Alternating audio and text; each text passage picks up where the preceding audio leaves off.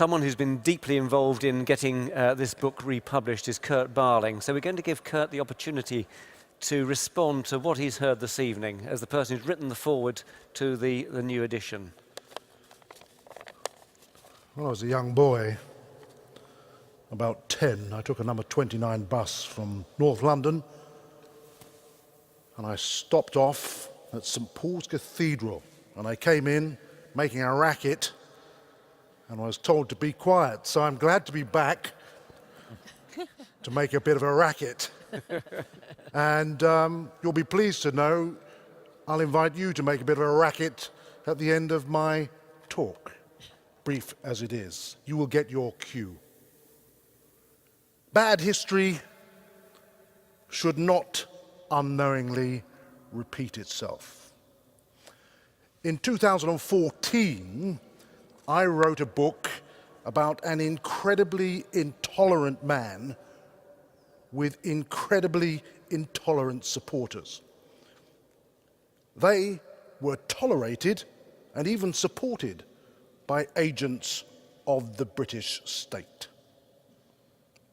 He wreaked havoc on the streets of North London, supported international terrorism, and played host to Al-Qaeda terrorists under the watchful eye of our security services.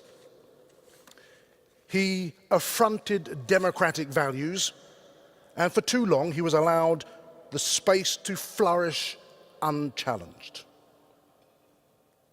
His name was Abu Hamza, now serving life in a US Supermax penitentiary. As a journalist for the BBC, I was perplexed as to why this essentially unremarkable man, who played the demagogue very well indeed, captivated the hearts and minds of many young Muslims and paralyzed the critical faculties and actions of those who should have known better. When I made a TV program about him in 2001, he accused me of being a racist. And after 9/11, had Channel 4 running scared for several months before they would broadcast.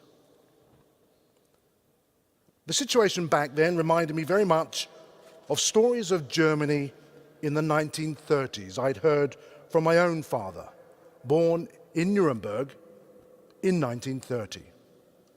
The clue is in my name. I was reminded of how democratic debate was and could be distorted and intelligent discourse dampened in times of great need, fear, and stress. Of course, in our society, we cherish the freedom of speech. But let's break it down. What we should really be defending is the freedom to debate. It is the freedom to debate the big issues of the day openly and fairly that is under stress today, with the rise of populist discourse in liberal democracies the world over. Looking for certainty in times of great uncertainty seduces too many citizens into the gravitational orbit of those with facile answers to complex problems. We must challenge those who create an unlevel playing field for debate, where belligerence, intolerance, easy rhetoric create a vacuum, sucking out reasoned argument and truth. Fake news, echo chambers, and closed minds are the enemies of truth and an open society. This is, of course, what Karl Popper warned us against in his treatise, The Open Society and Its Enemies. Back to late 2014, I encountered Amy Buller's book, Darkness Over Germany, for the very first time when I was invited to Cumberland Lodge to talk to a group of LSE undergraduates about that Abu Hamza book. Programme Director Owen Gower recommended Amy's book because he recognised in it parallels with my own Abu Hamza experiences.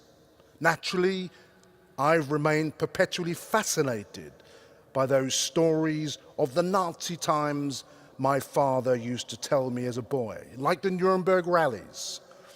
I can remember vividly cycling around the Reichspartei Tagsgelände with him, where those infamous Nazi rallies took place. Bad history needn't repeat itself.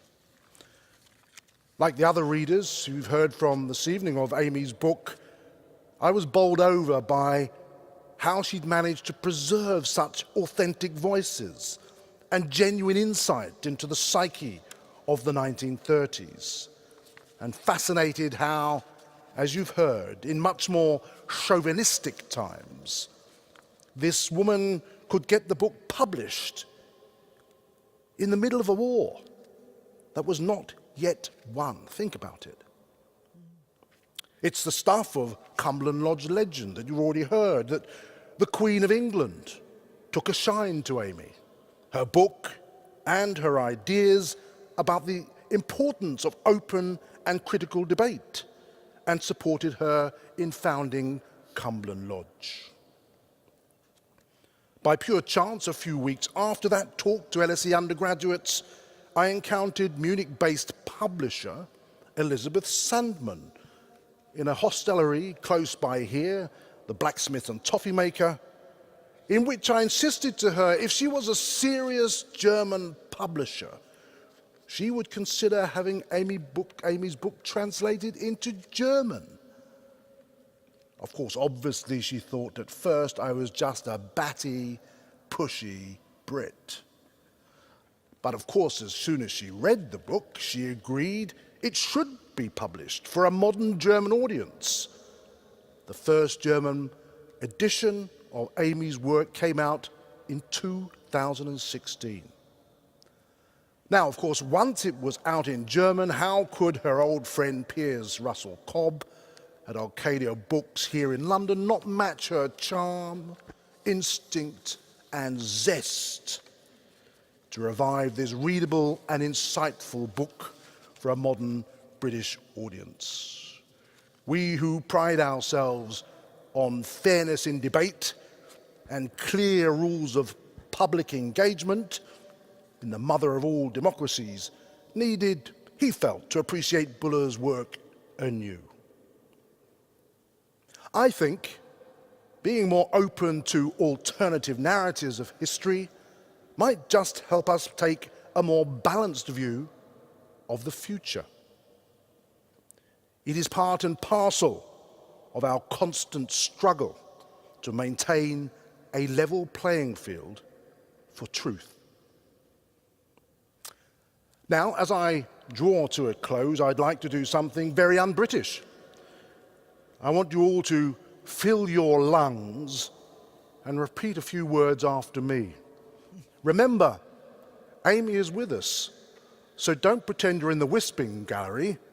Do it in full voice to fill this space, a magnificent public space, which has defined us, and by the way, defied others throughout our history. When the playing field is even.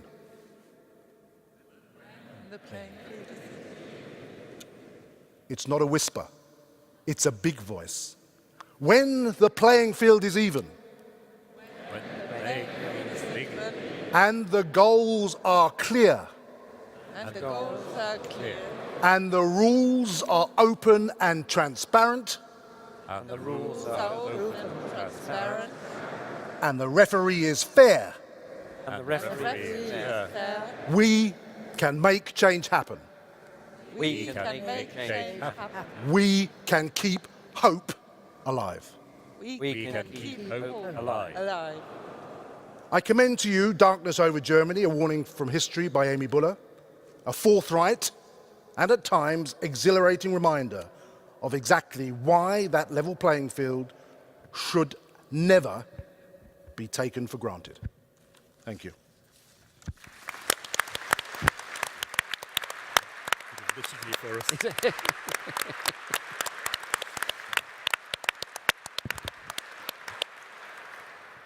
We're going to give the final word to Amy Buller, but before we do so, just a quick reminder that books are available afterwards. And can I ask you all to thank very much all our speakers this evening.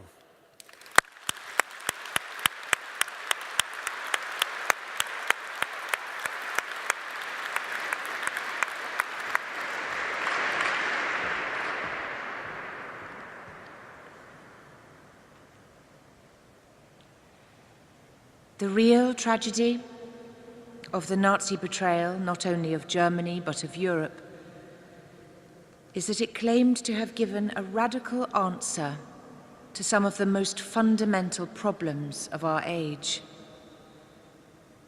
It is of the utmost importance that we should understand the problems they were trying to solve, and then analyze closely the fallacious and heretical character answers. They proclaimed a life-giving principle for their race and nation, which by its very nature should have been recognized immediately, both inside and outside Germany, as having no universal validity, and as bound to lead to the destruction and death of other nations, as well as the German nation itself. To a generation without faith, the Nazis gave a brutal philosophy, and millions of lives have been sacrificed to free the world of this false answer to a real need. But let us not forget that it was caused by real need. We are now faced with the greater task of bringing healing to the nations, including our own.